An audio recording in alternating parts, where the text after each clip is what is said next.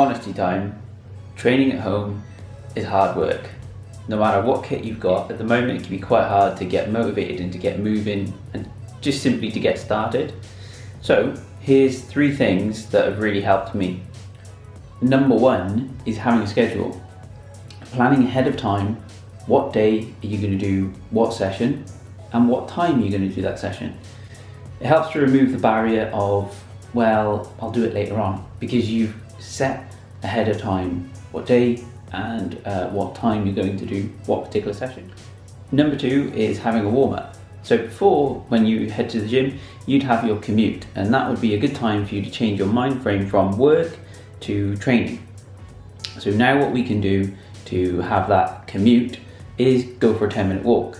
Now, that might not always be an option for some people, depending on where you live, and depending on if you've already been out for your bite of exercise today or not. In this case, we have another option. So all I'm doing here is I'm setting a timer for 10 minutes and I'm just going to keep stepping. That'll help me to kind of change from I'm at home or I'm at work to I'm going to train. The problem we have now is those 3 things are all in the same place. So we need to try to separate that. And for me, this is one thing that has really helped, is having a 10-minute stepping or a 10-minute walk. And the final thing is to just cut the sets in half.